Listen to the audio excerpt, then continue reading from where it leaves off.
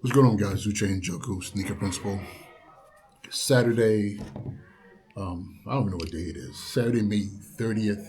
It's about almost 11 o'clock. Saturday school is on its way. I know some of you are like wondering, wait a minute, Saturday school? I thought the kids are already done taking their ELA and math exams. We're at middle school, 6 to 8. Yes, they did take their ELA exams. They took their math exams. ELA was, wow, almost 2 months ago.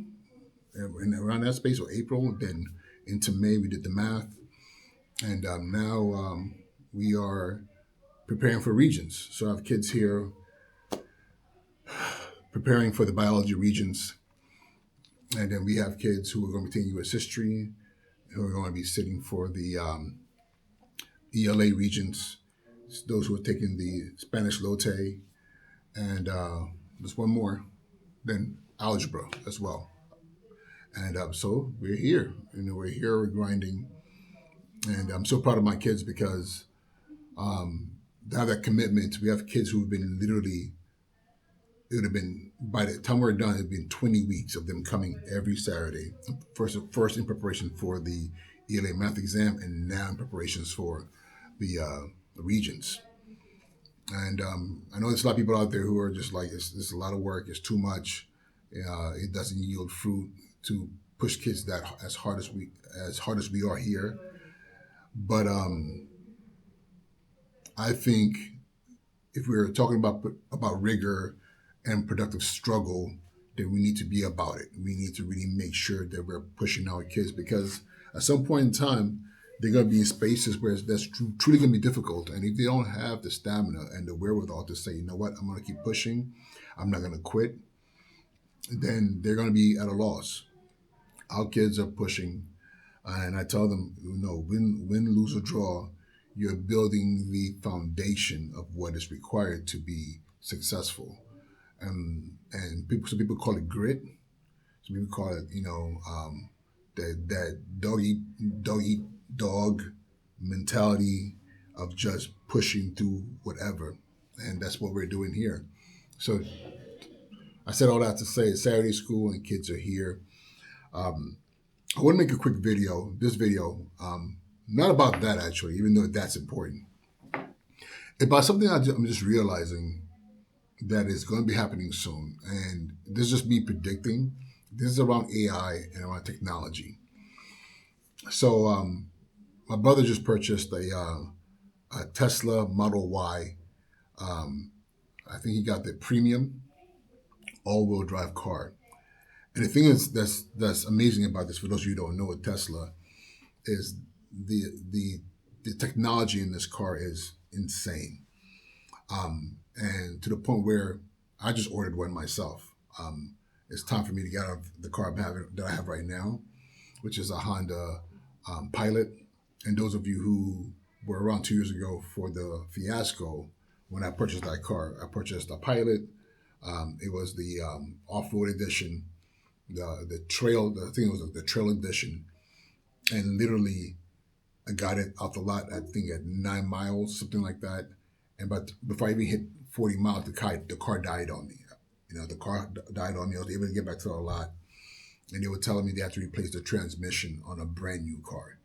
And they were like, "Yo, we're gonna replace the transmission, give it back to you." And I said, "Absolutely not. How am I gonna buy a new car?" And within a day, it needs a brand new transmission. So I documented that whole entire experience.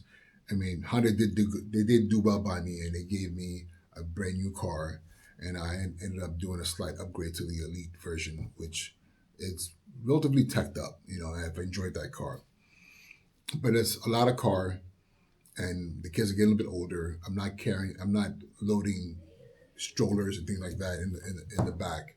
Nowadays, it's more like golf clubs and other items that I need when I go to the range. So so I'm like, okay, I want to get a smaller car, so I decided to get the to follow my brother's footsteps and get the Tesla Model Y. The great thing about it is, or the interesting thing about it is, as I'm watching him go through the process, I don't have mine yet, and doing the self driving, the the FSD, the full supervised driving, or I think it's a full self-driving but supervised, is the fact that it will warn you when when you're sitting in that car and the car's driving, literally driving itself, you know, um, and it will warn you if you're not paying attention. Like if your eyes is off, if you're looking at your phone, or you're distracted, or you're falling asleep, or because you're super relaxed, the car will literally chime and tell you, like, listen, pay attention. And I think it's like a couple of strikes, 3 or 5 strikes. I think you lose the privilege of using that piece of technology for an extended period of time or something like that. So the car itself, the AI, the car itself puts you on punishment if you're not paying attention. And I thought to myself, with my educator brain, I think the day is going to come where, whether it's virtual classrooms or within classrooms themselves, where you will have a camera of some sort that is collecting data on the bodily motions or interactions of students in that space, and being able to say, hey, student A is not paying attention. They are on the paper doodling. Student B is completely paying attention, but you can see them looking up, writing down, and taking notes, and asking questions. Also, being able to analyze the effectiveness of the teacher, how they're questioning what they're doing in that space. Because if a camera on the dashboard of a car can look at me and say, hey, your hat is too low, I can't see your eyes, or you're looking away, you're not paying attention, and not only detect that, but also record you and be able to show, like, hey, this is evidence of that. How far are we from having classrooms where that's the case? People might say privacy and all this other stuff, but we have cameras everywhere. The hallways, there are cameras. You know, the streets, there are cameras. If you're in Manhattan or any major city, there's very little you can do with that being caught on a camera, whether it's the city's cameras or private property cameras, data that could all be subpoenaed by courts. We're being watched all the time. Some of you guys put stickers on your laptops in the camera hole because you're nervous that you've heard, and you're nervous that even when you're not utilizing the camera can still be recording you. We know that's the case with Alexa and other devices that are linked to the web, AI operated or algorithm controlled, that is constantly gathering data. Again, why do you think you could be having a conversation about a particular product and all of a sudden Alexa says, hey, there's a sale on these things on Amazon? Because we know it's recording and we've accepted it. Some people have not. Some people put their devices and anything that can be connected to the web in Faraday boxes to block the signal. But most of us don't. We just, I think it's a nuisance, but we also accept it. And not only that, we can't feed into it. Because I won't lie, there have been times I've been talking about something, searching something, and all of a sudden it pops up in one of my feeds, and I go ahead and buy it.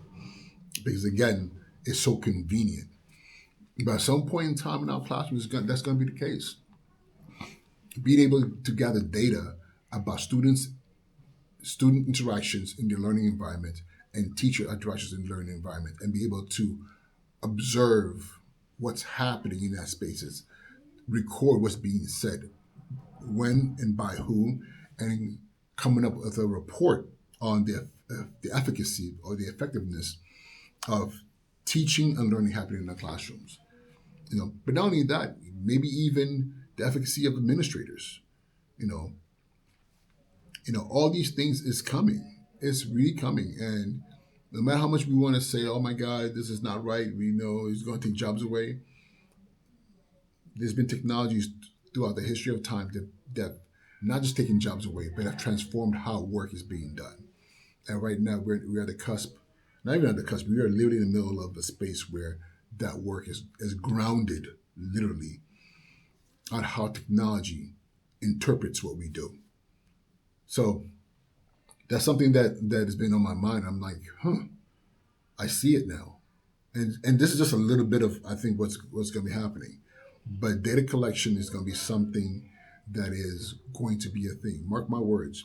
You will have classrooms with cameras and other microphones that collect data, collect data, and that data is going to be translated into reports that are going to be very thorough, and it's going to be very hard to argue with, because it's all biometrics. It's all literally what's being said, what's being done, and what's the response.